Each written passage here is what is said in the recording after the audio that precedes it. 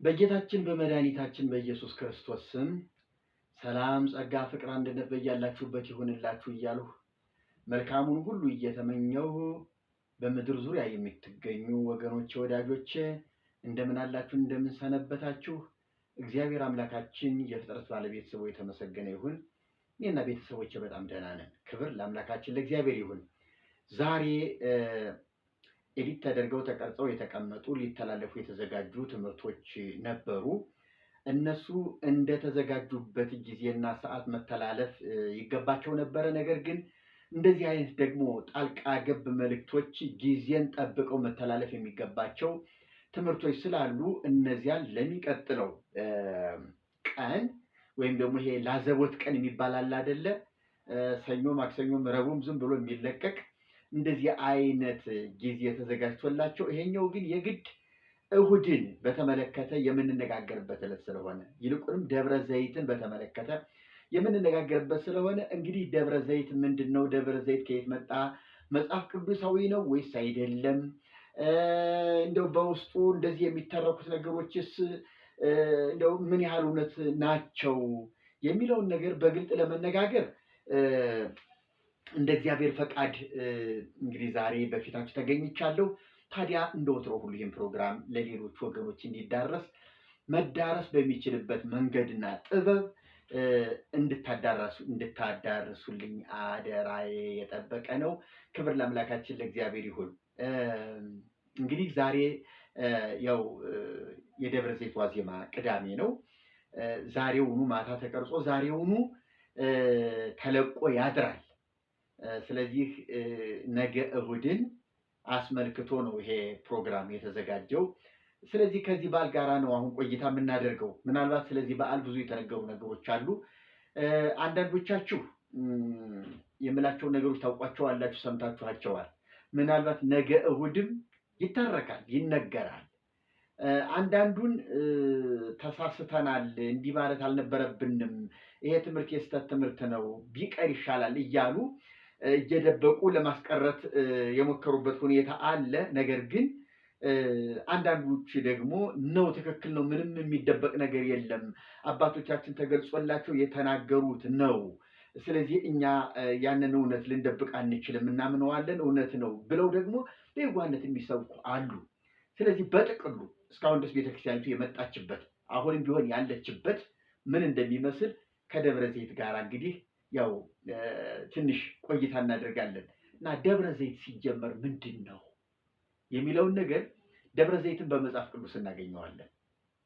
በብዙ ቦታ ተጠቅሶ ቢኖርም በዋናነት ግን ይሄን ቀን አስመልክቶ እየተተረከ ያለው ደብረ ዘይት በኢየሩሳሌም የሚገኝ ኮረብታማ ቦታ ነው። ኢየሱስ ከመቅደስ ወጥቶ መቅደሱን ሲጎበኝ ቆይቶ መቅደሱን ሐዋርያቱ እያስጎበኙት የዚህ ሕንፃ ውበት፣ የዚህ ሕንፃ ማማር ታያለህን እያሉ ሲያስጎበኙት ከዚያ ይሄ ያስደንቃችኋልን?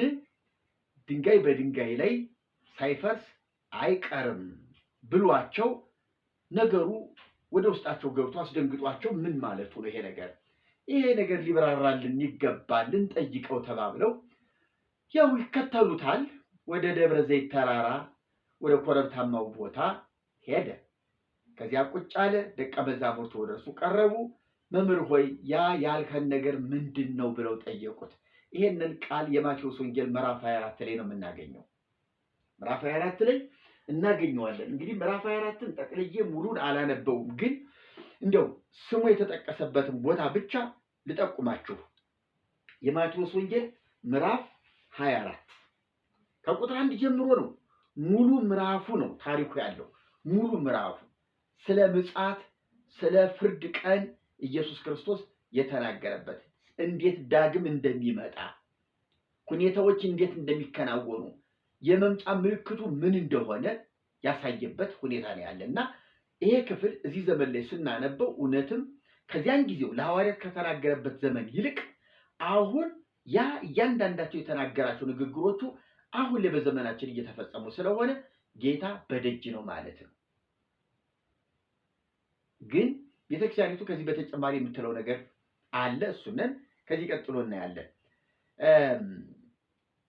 ምዕራፍ 24 ቁጥር 1 እና 2 3 ላንብብላችሁ። ኢየሱስም ከመቅደስ ወጥቶ ሄደ። ደቀ መዛሙርቱም የመቅደሱን ግንቦች ሊያሳዩት ቀረቡ። እርሱ ግን መልሶ ይህን ሁሉ ታያላችሁን? እውነት እላችኋለሁ ድንጋይ በድንጋይ ላይ ሳይፈርስ በዚህ አይቀርም አላቸው። እርሱም በደብረ ዘይት ተቀምጦ ሳለ ደቀ መዛሙርቱ ለብቻቸው ወደ እርሱ ቀርበው ንገረን፣ ይህ መቼ ይሆናል?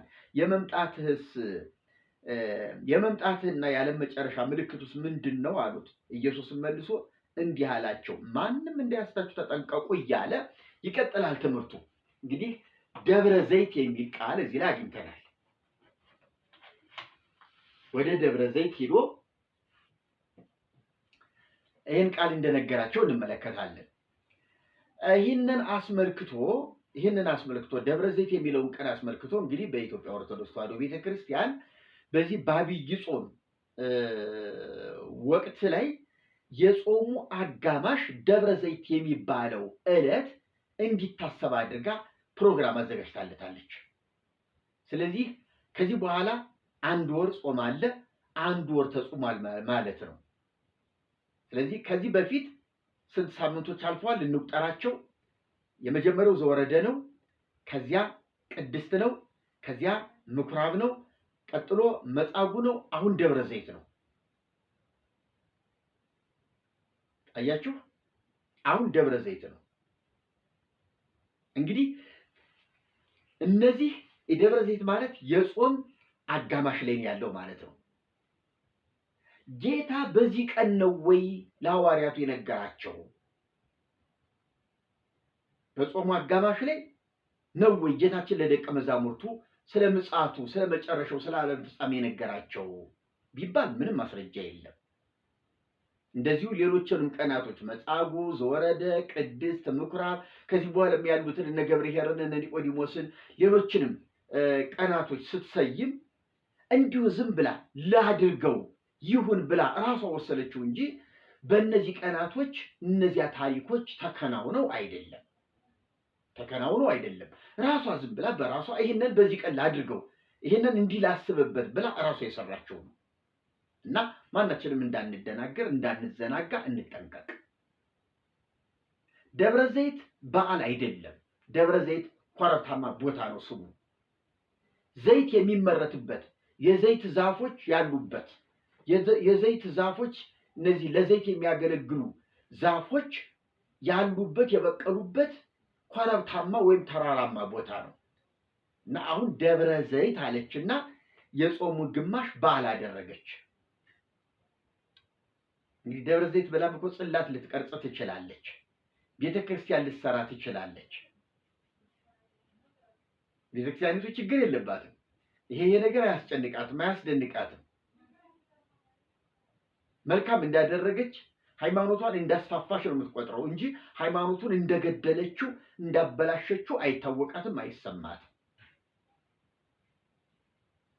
እና ይሄ በጣም አደገኛ ነገር ነው እና እዚህ ላይ እንግዲህ ይሄ ጾመ ድጓ ከዚህ በፊት በየሳምንቱ ይዤው እየመጣሁ አይታችኋል።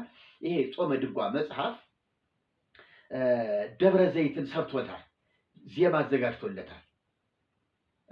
ይቤሎሙ ኢየሱስ ለአርዳኢሁ ዕውቁ ኢያስሕቱክሙ ብዙኃን ይመጽኡ በስሜ እያለ እንደነገራቸው ብዙዎች በስሜ ይመጣሉ ማንም እንዳያስታችሁ ተጠንቀቁ እንዳላቸው፣ እንደገና ደግሞ አክብሩ ሰንበት፣ ይሄንን ያላቸው በሰንበት ቀን እንደሆነ እያለ የያሬድ ጾመ ድጓ ይናገራል። እና እንግዲህ ውስብስብም ጥልፍልፍም ያለ ነገር ነው። ሲጀመር ጌታችን ኢየሱስ ክርስቶስ መቼ ነው የሚመጣው? ደብረ ዘይትን የምጽአቱን ቀን የተረከበት ቀን ነው። ግን በዚህ ቀን ነው የሚመጣ ወይም ራሱ የሚመጣው በዚሁ ቀን ነው ብሎ ለማንም አልተናገረም። የትኛው ወር ላይ፣ የትኛው ቀን ላይ፣ የትኛው ሳምንት ላይ? ብዙ እሑድ አለ በየሳምንቱ፣ ብዙ መጋቢት አለ። ለምሳሌ አሁን እዚህ ላይ ቤተክርስቲያኒቱ የምታስተምረው ልጠቁማቸው። ጌታ የሚመጣው ቀኑ ዕለተ እሑድ ነው። እሑድ ቀን ነው የሚመጣው። ከአባት በቀር ልጅም ቢሆን የሰማይ መላእክትም ቢሆኑ አያውቋትም ብሎ ራሱ ጌታችን ኢየሱስ ክርስቶስ ተናግሯል። ልጅም ቢሆን ወኢ ወልድ ዘንበለ አብ ባሕቲቱ ኢመላእክተ ሰማይ የሰማይ መላእክት ቢሆኑ ወኢ ወልድ ልጅም ቢሆን ዘንበለ አብ ባሕቲቱ አልቦ ዘያእምራ ለይእቲ ዕለት ይህችን ቀን የሰማይ መላእክት ቢሆኑ ወልድም ቢሆን ወይም ልጅም ቢሆን ከአብ በቀር የሚያውቃት የለም በማለት ነገሩን ዘግቶታል። ይህንን ያለበት ምክንያት እውነት እሱ ስለማያውቅ ነው። ኢየሱስ ክርስቶስ እግዚአብሔር ነው፣ አምላክ ነው፣ ያውቃል። አላውቅም ሲል እየዋሸን አይደለም። ነገር ግን ፍጹም ሰው ነው። እንደ አንድ ፍጹም ሰው፣ እንደ አንድ ስጋ ለባሽ፣ እንደ አንድ አላዋቂ እየተናገረ እንሰማዋለን። ለምሳሌ ከወንድሜ ጋር ንብረት እንዲያካፍለኝ ፍረድልኝ ሲለው በእናንተ ላይ ማን ሾመኝ የርስት አካፋይ አድርጎ ማን ሾመኝ ብሎ ምንም ስልጣን እንደሌለው መብት እንደሌለው ጠርቶ ያንንም ቢያንስ እንደ መምህርነቱ መናገር ይገባው ነበረ። ነገር ግን ኢየሱስ በማንም ጉዳይ ላይ ጣልቃ መግባት እንደማይፈልግ ማን ፈራጅ ያደረገኝ ብሎ ሲናገር እንሰማዋለን። ከዚህ ላይም ምናልባት ደጋግመው እንዳይጠይቁት እያወቅህ ለምን ትደብቀናለህ እንዳይሉትም ይሁን ወይም ደግሞ በፍጹም ሰውነት አላውቅም በማለት እውነቱን እየተናገረ ይሁን ኢየሱስ ክርስቶስ መላእክትም ቢሆኑ የሰው ልጅም ቢሆን ከአብ በቀር የሚያውቃት የለም በማለት ነገሩን ዘግቶታል። ይሄ ከሆነ እሑድ ቀን ይመጣል ብለን ደፍረን ለመናገር ለምን ሞከር? በዕለተ እሑድ ይመጣል። እሺ ቀኑ እሑድ ነው። ሰዓቱስ 3 ሰዓት ከቀኑ 3 ሰዓት። በሌላ ቦታ ላይ በመንፈቀ ሌሊት ሙሽራ በሌሊት እንደሚመጣ ሌባ በሌሊት እንደሚመጣ የሰው ልጅም እንዲሁ ይመጣል ብሎ ኢየሱስ በሌሊት እንደሚመጣ እንዲያውም 10 ቆነጃጅት 5 ልባሞችና 5 ሰነፎች በማቴዎስ ወንጌል ምዕራፍ 25 ላይ እንደምንመለከተው 10 ቆነጃጅት አሉ፣ 5 ሰነፎች ናቸው፣ 5 ልባሞች ናቸው። ሙሽራውን እየጠበቁ እንቅልፍ ብሏቸው ሁሉም ተኙ። መንፈቀ ሌሊት ሲሆን ወጊዜ መንፈቀ ሌሊት ውጉአ ኮነ ጻኡ ለቀበላ መራዊ መንፈቀ ሌሊት ግን ጩኸትና ውካታ ሆነ። ሙሽራውን ለመቀበል ውጡ ተባለ ተብሎ ኢየሱስ ክርስቶስ በመንፈቀ ሌሊት እንደሚመጣ ተነግሯል። ይኸው ጉደኛይቱ ቤተክርስቲያን ግን ዕለቱ ዕለተ እሑድ ነው። እርግጠኛ ሆና እኮ ነው የምትናገረው። እንዲያው በጥናት የተደገፈ ምናልባት እሑድ ቀን እንዲህ አድርጓል፣ እሑድ ቀን ተነስቷል፣ እሑድ ቀን መንፈስ ቅዱስ ወርዷል፣ ምናልባት የሚመጣውም እሑድ ቀን ይሆናል። የለም ዓለምን ያዳነው ዓርብ ቀን ነው፣ ደሙን አፍስሶ ለዓለም ቤዛ የሆነው መስዋዕት የሆነው ዓርብ ቀን ነውና ታሪክ የተቀየረው ዓርብ ቀን ስለሆነ እንደገና የመጨረሻው ዓለምም የሚደመደመው በዚህ ቀን ሊሆን ይችላል ብላ የሆነ ጥናት አይደለም ያደረገችው። እንዲሁ ዝም ብላ መደፍደፍ ነው፣ እንደፈለገች መናገር ነው እንጂ ከእሑድ ቀን ጋር የሚፎካከሩ ሌሎች ምክንያታዊ ቀናቶችም ሊኖሩ ይችሉ ነበረ። እና ሰዓቱ ደግሞ 3 ሰዓት ነው። ይገርማል። ሰዓቱ 3 ሰዓት ከቀኑ 3 ሰዓት። ወሩ ደግሞ ወርሃ መጋቢት ነው። ወርሃ መጋቢት። ዘመኑ ዘመነ ዮሐንስ፣ ዘመነ ማቴዎስ፣ ዘመነ ማርቆስ፣ ዘመነ ሉቃስ፣ ዘመነ ዮሐንስ እያለች ዘመናትን በ4 እየከፈለች ትቆጥራለች። በዚህ ላይ ተቃውሞ የለኝም። ኃጢአት ነው ብዬ አልከራከራትም። ጽድቅ ነው ብዬ እውቅና አልሰጠውም። ለምን ይሄንን ማለት እንደፈለገች ከምክንያት ጋር ብታቀርብ ወይ እስማማለሁ ወይ እቃወማታለሁ። ስለዚህ ጌታችን የሚመጣው ግልጥ መረጃ ኢትዮጵያ ኦርቶዶክስ ተዋሕዶ ቤተክርስቲያን መግለጫ አውጥታለች፣ ይፋ አድርጋለች። በወርሃ መጋቢት በዘመነ ዮሐንስ በዕለተ እሁድ 3 ሰዓት ይመጣል ብላለች።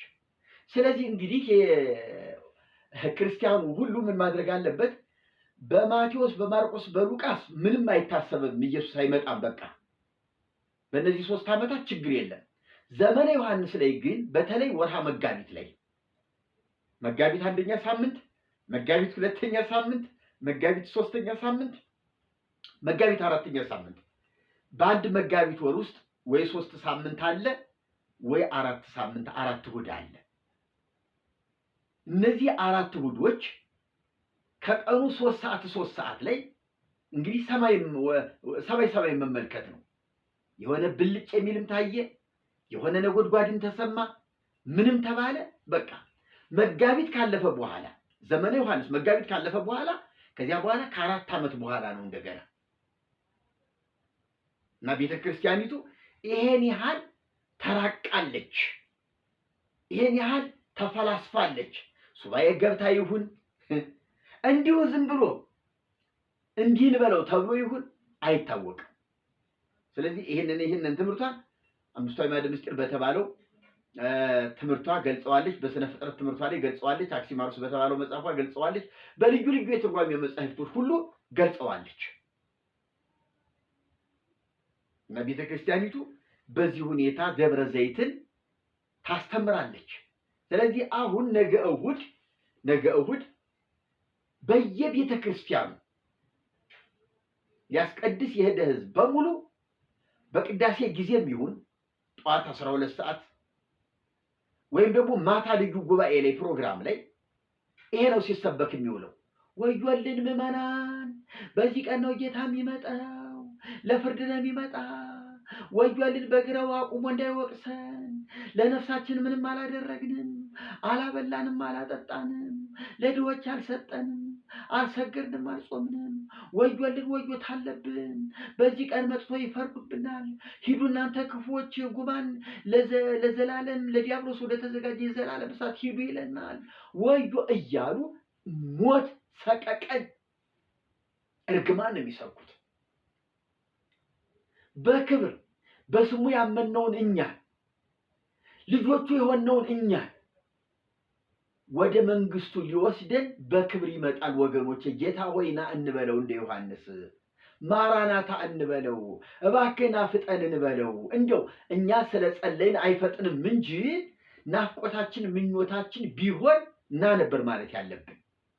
ጌታ ሆይ ና ቶሎ ና፣ እንደ ዮሐንስ እነሆ በቶሎ እመጣለሁ አይደል ያለ፣ ቶሎ ና እንደተናገርከው ቶሎ ናልን ውሰደን ማለት ያለበት ክርስቲያን ነው እንጂ ይህን ያህል መከራ፣ ይህን ያህል መርዶ፣ ይህን ያህል ስቃይ ሊሰበክ አይገባም። እና ደብረ ዘይት የሚታሰበው የሐዘን ቀን ሆኖ ነው። የመከራ ቀን፣ የጭንቅ ቀን፣ የፍርሃት ቀን ሆኖ ነው። ይሄ እኮ ሐሰቶች ይመጣሉ፣ እናንተ ተጠንቀቁ፣ በስሜ ይመጣሉ ሐሰተኞች፣ መንግስት በመንግስት ህዝብ በህዝብ ላይ ይሆናል። ለክፉ ዓለም እኮ ነው፣ ለእውነተኛ አማኞች አይደለም። እናንተ በክፉ ዓለም እንዳትወሰዱ ራሳችሁን ጠብቁ፣ ተጠንቀቁ ነው የተባልነው። ስለዚህ ራሳችንን ነው መጠበቅ ያለብን። የኢየሱስ ክርስቶስን የህይወት ቃል እየሰማን በስሙ አምነን ከእሱ ጋር ህብረት አድርገን መንፈስ ቅዱስን ተሞልተን መንግስቱን ለመውረስ እኔ ባለሁበት አገልጋይ ደግሞ በዚያ ይኖራል ብሎ እንዳለው እኔ ባለሁበት እናንተ ትኖራላችሁ፣ አስቀድሞ ቦታ ተዘጋጅቶላችኋል። ያ ባይሆንማ አስቀድሜ እኔ ሂጄ ቦታ አዘጋጅላችሁ ነበረ፣ ግን ቦታ ተዘጋጅቶላችኋል እያለ የተናገረልን ጌታ ቦታ እንደያዘልን፣ ስፍራ እንደተመደበልን፣ እሱ ባለበት እንደምንኖር በናፍቆት የምንጠብቀው ምጽአት እንጂ ለቅሶና ጭንቅ ምጥ የሆነ ደብረ ዘይትን አናከብርም። ይህ በጣም የተሳሳተ ነው። ስለዚህ ኦርቶዶክሳውያን ወገኖች ያመነ ክርስቲያን ከሆን ምጽአትን አንፈራ፣ ሞትንም አንፈራ። ምን ፈራው? ለምንድን ነው? በክርስቶስ አምነን ዳግም ተወልደን በእኔ ያመነ የዘላለም ሕይወት አለው ተብሎ በማይሻር ቃሉ በማይታጠፍ አንደበቱ ተናግሯል እኮ። ይህንን የተናገረ ጌታ ቃሉን አያጥፍም። ብቻ እኛ እንደተናገረው ታማኞች እንሁን። ለምን ወዲያ ወዲህ እንላለን? ለምን እንቀዘበዛለን እንዴ? አሁን እኮ ህዝቡ ተይዞ ያለው መላእክትን በመዘከር እንደሚድን፣ ጻድቃንን በመዘከር እንደሚድን፣ ከኢየሱስ ክርስቶስ ደም ይልቅ ከሞቱ ይልቅ ከኢየሱስ ክርስቶስ መስዋዕትነት ይልቅ የመላእክትን ዝክር የጻድቃንን ዝክር በዓላቶቻቸውን አክብሮ በመጨረሻም ፍታት አስፈትቶ እንደሚድን ለዚያውም ደግሞ ላይድን እንደሚችል ሞቶ እኮ አንደኛ ሙት ዓመት ሁለተኛ ሙት ዓመት እስከ 12 እና ከዚያ በላይ እኮ እየተደገሰ ነፍስ ይማር እየተባለ ያበላል ያጠጣል እኮ ቤተሰብ። ይሄ ምን ማለት ነው? ሟቹ አባታችን በሲኦል ነው ያለ፣ ነፍሱን ሀገረ ሕይወት መንግስተ ሰማያት ያወርስልን እያሉ ካህናቱ እየበሉ እየጠጡ ነው እየጸለዩለት ያለ። ስለዚህ አልዳንም ማለት ነው። የማያድን ኦርቶዶክስነት ለምን ይጠቅማል? ለዘላለም ሕይወት የማይሆን ኦርቶዶክስነት ምን ያደርጋል? ለምን እውነተኛ ክርስቲያን አንሆንም? ለምን የጌታችን ልጆች አንሆንም?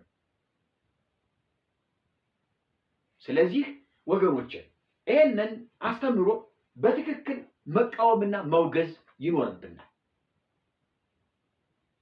የደብረ ዘይት በዓል ዓላማው ምንድን ነው?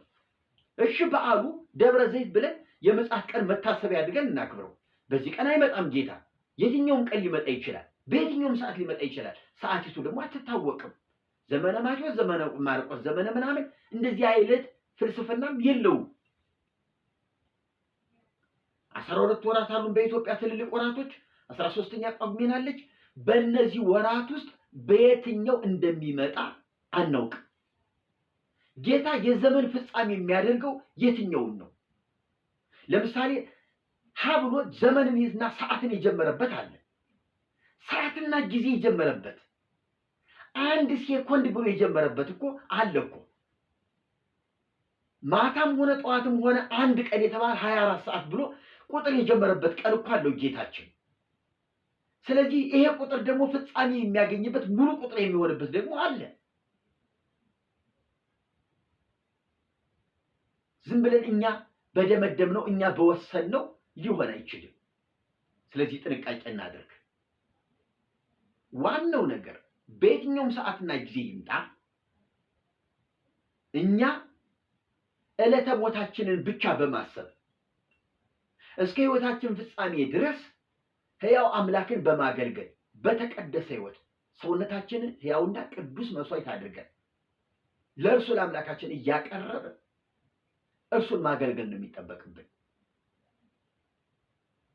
የእሱ ማደሪያ ሆነን የእሱ መኖሪያ ሆነን መንፈስ ቅዱስ እንደሚገባ በሕይወታችን ነግሶ ተመላልሶ በአንደበታችን ተናግሮ በልቡናችን አስቦ ጸሎት አስተምሮ ሁሉን ነገር ወደ እውነት ሁሉ መርቶ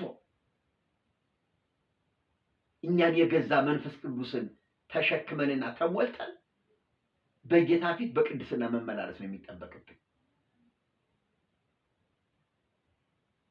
እና እንደው ራሷ ቤተክርስቲያኒቱ እኮ ሊቃውንቷ እንዲህ ይላሉ፣ ለብሲ ምጽአቱ ዕለተ ሞቱ፣ የሰው ምጽአቱ ዕለተ ሞቱ ነው። እውነት ነው እኮ የጌታ መምጣት አይደለም ሊያሳስበን የሚገባ፣ ሞታችንም ሊያሳስበን ይገባል። ነገ እንኑር አንኑር የማናውቅ ሰዎች፣ ዛሬን እንደር አንደር የማናውቅ ሰዎች ነገ ሰው ለመግደል እቅድና ፕሮግራም፣ ነገ ጉቦ ለመብላት አጀንዳ፣ ነገ ሰው ለማሳዘን ለማጉላላት ቀድሞ ቢሮ መገኘት። ለጥሩ ስራ እኮ አይደለም ቢሮ የምንገኘው። ሰውን ይመጣል ገሌ ላሰቃየው፣ እንዲህ ልበለው፣ እንዲህ አበላሽቼ ልጠብቀው።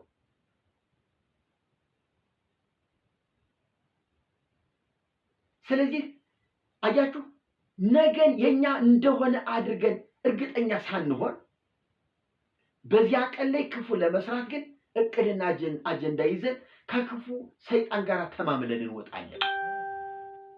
ስለዚህ ወገኖች ዕለታችንን ስለማናውቃት የምንወሰድባት የግድ እኮ ሰው እኮ የሚሞተው አርጅቶ ጎብጦ አይደለም። ወይ ደግሞ የሆነ በሽታ አማቆት ተሰቃይቶ አይደለም። የሚሞትባቸው ድንገተኛ ሞቶች እኮ አሉት። በራሱ መኪና ራሱ እየነዳ እኮ ከመኪና ጋር ተላትሞ ወይ ገደል ገብቶ ይሞታል እኮ። ይሄ ሰውዬ እኮ ይኖራል የተባለ ሰው ነው። እና ነፍሱን በጥርሱ ነክሶ የያዘ ይመስል ለክፋት ተዘጋጅቶ ከመኖር ይልቅ እግዚአብሔር ሆይ ጊዜ ያንተ ነው፣ ህይወቴ ያንተ ናት። ብልጣሶር ምን አለ? ማን ነው ነቢዩ ዳንኤል ምን አለ ለብልጣሶር ሲነግረው? ህይወትህንና እስትንፋስህን በእጁ የያዘውን እግዚአብሔርን አላከበርከውም አለው። እንግዲህ ብልጣሶር ማለት የናቡከደነጾር ልጅ ነው። አባቱ የኢየሩሳሌምን ዕቃዎች የቤተ መቅደሱን ዕቃዎች ማርኮ አምጥቶ ጠጅና ምናምንቴ ነገር እየጠጣ ከሚስቶቹ ጋር ሲሰክርባቸው ሲያረክሳቸው እግዚአብሔር መዓት አመጣበት። ወደ አውሬ ወሰደው፣ አውሬ አደረገው። ከ7 ዓመት በኋላ ወደ ሰውነት መለሰው። ይሄው ሁሉ ልጁ ያውቃል። ታዲያ ልጁ ደግሞ የማይገባ ነገር ሲያደርግ ማን የኬቄል ፋሪስ የሚል ጽሑፍ መጣበት እና ምን ማለት እንደሆነ ዳንኤል ተጠርቶ ሲተረጉምለት ተመዘንህ ቀን ለተገኘህ መንግስት ለፋርስና ለሜዶን ተሰጥቷል አለው። እና አንተ ነው ያለው ዳንኤል፣ አንተ ይሄ አባትህ የሆነውን ሁሉ ታውቃለህ። በአባትህ የደረሰ እንዳይደርስብህ መጠንቀቅ ይገባህ ነበረ። ህይወትህንና እስትንፋስህን በእጁ የያዘውን እግዚአብሔርን አላከበርከውም። ስለዚህ እነዚህ ጽሑፎች መጡብሃል። በዚያው ሌሊት ነው ፋርሳውያን ሜዶናውያን መጥተው የገደሉት፣ ተገደለ። ስለዚህ እስትንፋሳችንንና ህይወታችንን በእጁ የያዘ እግዚአብሔር እንጂ እኛ አይደለንምና ነገ የኛ ቀን አይደለም፣ የዛሬ አዳርም የኛ ቀን አይደለም። ስለዚህ የተወደዳችሁ ወገኖች ደብረ ዘይት የሚባለው ዕለት ምንም ማለት አይደለም። ሲጀመር እንደዚህ አይነት የበዓል ክምችት ሊኖረንም አይገባም። ትምህርቱን ማስተማር ነው። በወንጌል ተጽፎልናል እኮ እንደማናቸውም እንደ ፍቅር፣ እንደ ጾም፣ እንደ ጸሎት፣ እንደ ሌሎቹ ትምህርቶች እኮ ልንማረው እንችላለን። ጌታችን ስለ ምጽአቱ እንዲህ ተናግሯል። ህይወታችንን እንዲህ እንቆጣጠር፣ ህይወታችንን እንዲህ እንግዛ፣ ዓለም እንዳይበላን፣ ዓለም ህይወታችንን እንዳይቀረጥፈው የጌታ ሆነን እንኑር ብለን ለማስተማር እኮ በመጽሐፍ ተጽፎልናል እንጂ የሆነ ቀን መድበን በዚያ ቀን ብቻ ጌታ ይመጣል ወይም ደግሞ እንዲህ ብሏል እንዲያ ብሏል ብለን አውርተን እንደገና የሚቀጥለው ዓመት ደግሞ ይሄንን በዓል ለማክበር መጠበቅ የለብንም። በየቀኑ የጌታን መምጣት ማሰብ አለብን። እነሆ በደጅ ቁሜ አንኳኳለሁ ሲል እኮ ጥንቃቄ ነው የሚያስፈልገው። ጥንቃቄ ነው። በቃ ሲንኳኳ በር ለመስማት ጆሮን ከፍቶ ማዳመጥ ነው እና ጌታ ሆይ ወደ ቤቴ ግባ፣ ምንም ቀን ቀጠሮ የለውም። በየትኛውም ሰዓት ጌታ ሆይ እጠብቅሃለሁ ጌታ ሆይ ብለን የጌታን መምጣት መናፈቅ ነው ያለብን እንጂ እንዲህ አይነት ፕሮግራም ዝም ብሎ የተዝረከረከ ነገር ይዞ እንዴ በጣም እኮ የሚያሳፍር ነገር ነው። ማስረጃ አምጣ ቢባል የለውም። ቀኑ ለተውድ እንደሆነ የጌታ መምጫ ሰዓቱ 3 ሰዓት እንደሆነ ወራ መጋቢት እንደሆነ ዘመኑ ዘመነ ዮሐንስ እንደሆነ እኮ ምንም ማስረጃ የላቸውም። ፈጥሮ ነው የተናገሩት። ስለዚህ በእንደዚህ አይነት የፈጠራና የምናምንት ትምህርት ተይዘን ህይወታችንን ማበላሸት የለብንም። በሐዋርያት ትምህርት በጌታችን ትምህርት ህይወታችንን እናጽና። ቃሉን በጥንቃቄ እናስተውል፣ እንመርመር፣ እንደ ቃሉ ደግሞ እንኑር። እግዚአብሔር ይባርካችሁ። እንግዲህ በደብረ ዘይት ዕለት ልንማማረው ልናስተውለው የሚገባን ይሄን ይመስላል ብዬ ነው የመጣሁት። እስኪ እንግዲህ እውነት ለመናገር ይሄንን ነገር እንደው እስከዚህ ዘመን ድረስ እስካሁን ድረስ ያላስተዋሉ ሰዎች እንዲያስተውሉ ወደ ልባቸው ተመልሰው እንዴ ብለው እንዲመረምሩ እስቲ ሸር አድርጉላቸው። ክብር ለአምላካችን ለእግዚአብሔር ይሁን። የእግዚአብሔር ጸጋ ይብዛላችሁ። ሰላም ሁኑልኝ።